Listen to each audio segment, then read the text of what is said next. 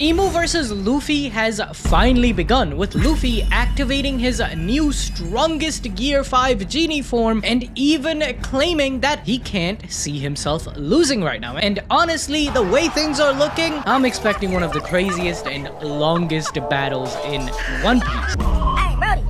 Brody, hold on. What the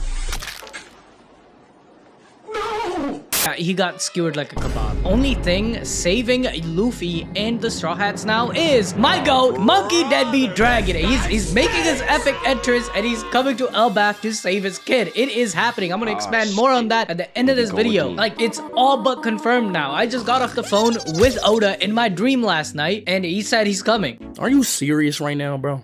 Anyways, before Luffy gets destroyed by Emu though, seeing Gear 5 has reminded Emu of the day he met Joy Boy. Before their epic clash, Joy Boy picked up a Dendenmushi and phoned Emu. Emu is surprised that Joy Boy doesn't know who he is, which suggests that Emu held a high place of power even before the Void Century as the leader of the Nerona family. Perhaps this dude has existed since the first world, but Joy Boy is just like Luffy. He does not know or care about titles like that. Even his smile looks familiar like Luffy's, and Emu confirms that Joy Boy is already dead. But we know that's not Luffy time traveling to the Void Century, because Joy Boy says, "I am Joy Boy." There's no "I'm gonna become king of the pirates" in that sentence. Guys, we need to burn this time travel Luffy theory to the ground, okay? That is not happening. My goat dragon is gonna show up in the manga before that happens. The reason Emu is reminded of Joy Boy by seeing Luffy is because this is the first time in 800 years that Joy Boy's fruit was eaten by someone and awakened Gear 5. Remember, the mythical zone of Nika has a will of its own and finally found Luffy, the one dude whose will is most similar to Joy Boy. And so the battle continues, with Emu using a technique he hasn't used since the Void Century era. He flexes his arm, shrouded in Omen flames, and literally stretches it like Luffy. Bro took that straight out of Joy Boy's arsenal. He was just remembering the fight too.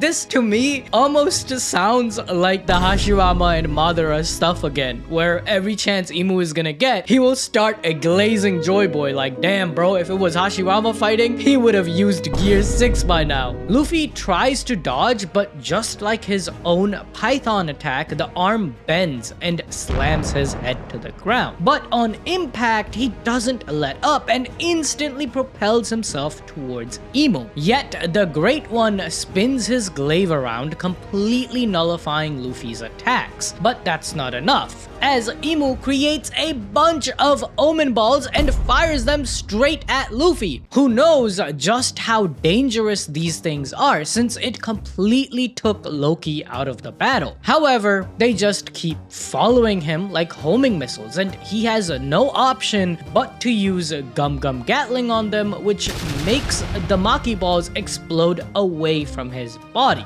Luckily for Emu, Luffy was watching Loki's fight like a YouTube video while eating his food, so he has thought of a few countermeasures against the Great One's Maki. The biggest one being Gear 5 Genie mode, which makes him massive, big as Loki even, as he dwarfs Emu by comparison. Now, this mode makes a lot of sense here. It gives the same vibes as Gomu Gomu no Fusen. With those giant arms and no legs, it will let Luffy fly quicker while not taking as much explosion damage. However, other than the practical side of this form, there is another layer to Gear 5 Genie. Emu and the world government are surrounded with Abrahamic symbology, which Yusuf and I have spoken about extensively in the Emu video. And now Oda, by using the kanji for demon god or evil god to describe this genie or Majin form, it's another hint regarding what Emu really represents in the story. In the Islamic narrative of the Abrahamic faiths, beings are generally categorized into three types. Angels, who are made of light and are obedient. Humans, that are made of clay and have free will. And jinns, i.e. the unseen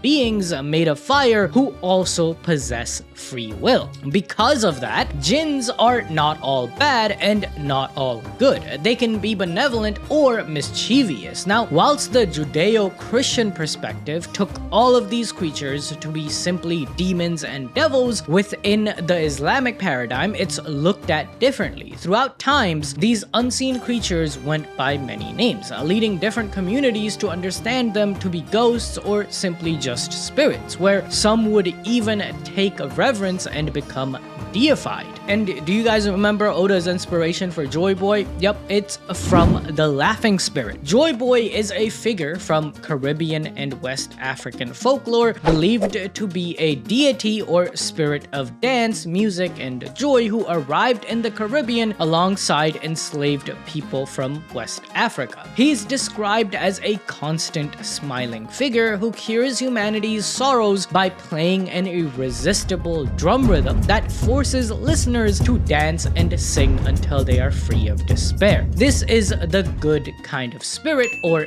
jinn. Imu's genies, or the Maki balls created from black flames, are the bad kind, against whom Luffy uses the genie form that is the good kind of jinn, countering them. This also perfectly encapsulates the core meaning behind the Will of D, as they are the natural enemy of the current gods, who are actually the devil in disguise. But since they claim to be holy, Luffy and the gang, the heroes of the story, have to become and utilize demons themselves to tear down Marishwa. Zoro has his Ashura transformation. Sanji has his Diablo Jambe, which is devil-like. Robin is the demon child. Similarly, now Luffy is using a demon god or jinn transformation to counter Imu's attacks. Furthermore, Luffy's transformation into a genie could also be a reflection to his understanding of what a demon god looks like, either from stories he was told as a child or something he imagined. Gomu Gomu no demon god or Majin is Luffy thinking that to beat Imu's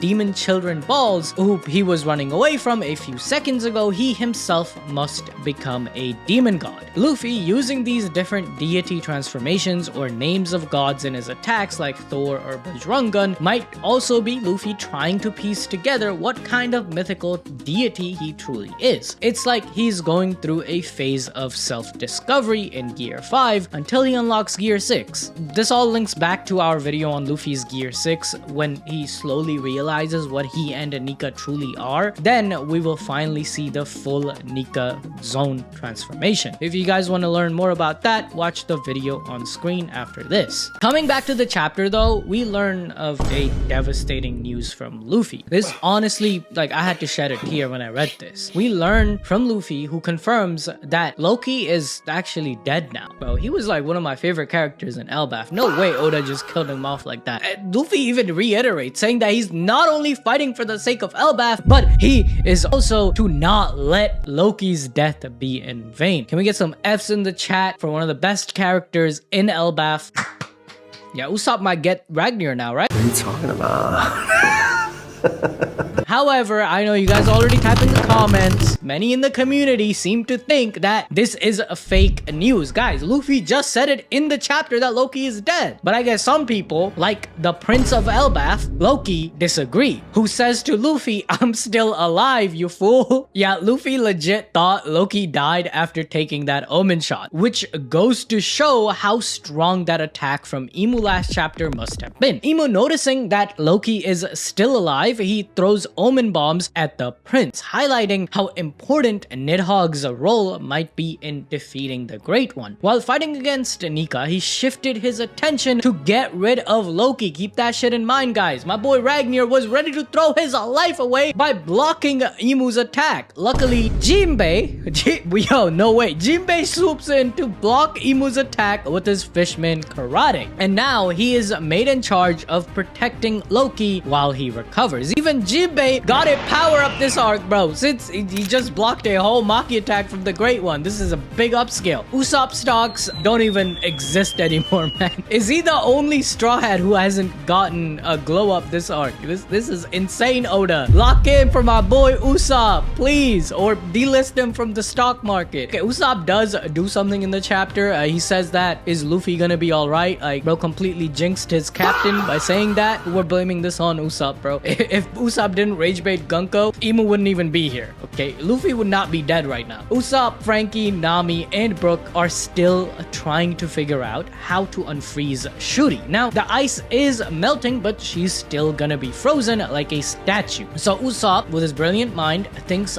back to when Robin and Luffy got frozen by Aokiji, which shocks Brook. Like, bro, they were frozen before? What the hell? When did that happen? Either way, Imu sees the commotion and is surprised that his Maki Blast on Gunko's ice didn't unfreeze her, which is a sneaky detail Oda added, giving us a way for defeating Imu, at least in elbaf. If Ragnir freezes him, turns out not even Maki can melt the ice. Maybe that's why he's so fixated on killing Loki any chance he gets. Also, Imu notices Brook with his afro, which leads to Luffy finally getting a chance at a wide open Imu-sama, punching Imu with a Gear 5 Genie bullet that's coated in Conqueror's Haki. However, Imu just uses one hand. He's just like this, man. Absolute cinema. He uses one hand to block Luffy's attack, and he calls Luffy dumb as hell for even thinking that could work on him. Wasn't he watching Imu's fight against the giant Loki? Since Luffy got this close, Imu activates Stigma again, blasting Luffy point blank. Luckily, he deactivates his giant Genie transformation and dodges the lethal strike. While he runs from more Maki Balls, the Great One has had enough of these games. He drops to the ground and puts his glaive away into the abyss, instead grabbing a sword, this time called Bofu, Blade of the Void, or Nihil Sword. This switching of weapon makes me wonder if Imu's Maki circle behind him acts like a portal to the abyss from where he can take out different weapons that have a variety of effects, kinda like Kite's lucky slots from Hunter x Hunter. But here, Imu can take out any weapon he likes. Or maybe there is a restriction to it, and this Bofu sword is crazy powerful. Just its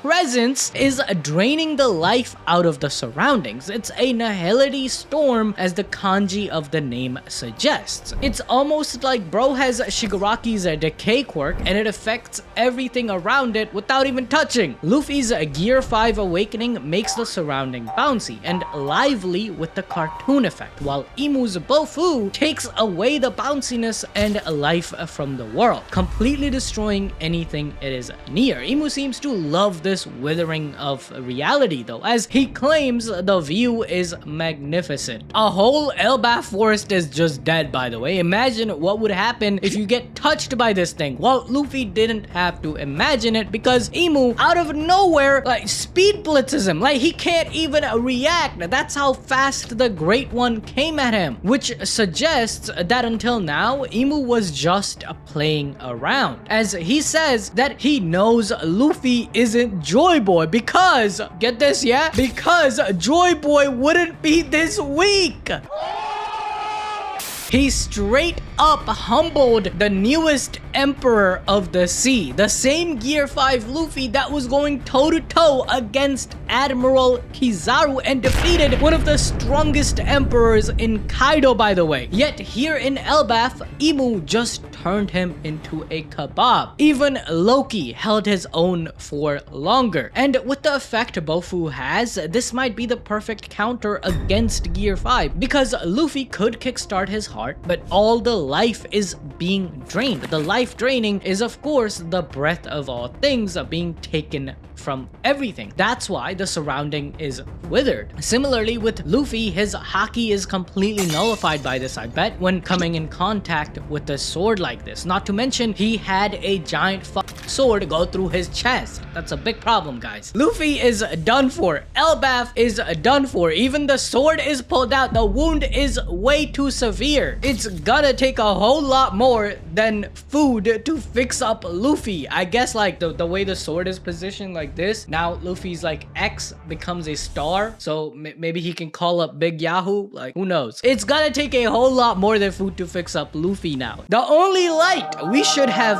faith upon is my goat. Let's bring him out. Let's bring him out. My goat, Monkey Deadbeat Dragon. He is coming to Elbaf. Remember how Kuma ran from Momorio Island to Egghead? Dragon was completely shocked at that, okay? He knows only Bonnie could cause such an uproar within his old friend. My goat understands how important Kuma is to the revolutionary cause, not just as a fighter, but a symbol. He is definitely on his way to Kuma. They have to have his Vivre card. There is no one else who can come to save Luffy right now. Only person that has a strength would be Shanks and the red-haired pirates, but we just saw them leave Elbaf in a bombastic fashion, and they were just dealing with Barto. Why would they circle back to Elbaf again? It's only been a few hours at most since Elbaf has been on crisis. They are days away. He is on his own journey to find the One Piece now and has joined the race. Hold up. Even Yusuf agrees now that my goat is the only solution to Luffy and the crew leaving Elbaf alive. Dragon is likely coming to Elbaf. On a serious note, there are two ways the Straw Hats can get away: Gunko and Nika's Gear 6. Alright, first let's talk about Gunko's unfreezing, because Oda has made it a point that she will come to her senses in the next chapter or so. Gunko can also activate Imu's teleportation circle, so she has a higher level of connection to the Great One and his powers, especially since she is the Blade of God. It's possible that when she comes back to her senses as Princess Shuri after getting a giant brain shock from meeting Brook, she will use that connection with Imu to push the Great One back to Marie Joie and destroy the teleportation circle at Orst Castle. Finally, Luffy might not need anyone to come and save him. Every time we have seen Nika during Elbaf, he's not white like Gear 5, but black. We saw it when Saint Q summoned the Nika Nightmare from the Elbaf kids' fears, and then again we saw Nika fighting against the Elbaf War God or Nidhogg from the first world. In both of these images, Nika is pitch black. This might be the missing link to the full awakening to Luffy's fruit that Joy Boy managed to access and was way stronger than him, as Imu claims. However, now with Imu's Bofu sword sucking the life and will of Monkey D. Luffy from his body, it might give way to the mythical zone will of Nika to take full control of Luffy, where he will transform into a more berserk gear which isn't piloted by Luffy, similar to Chopper's awakening where he loses all control. This will be just enough for the Straw Hats to deal with Imu for now until he's sent back to Marie Joie. However, guys, my goat Monkey Deadbeat Dragon is coming. That would be way more hype. Let's stop using our brains and balls deep analysis skills for a second, because the dragon agenda is more important. I saw it in my dream. I was having Oda in my dream. It all happened. Get out of here, man. Shit, I'm saying.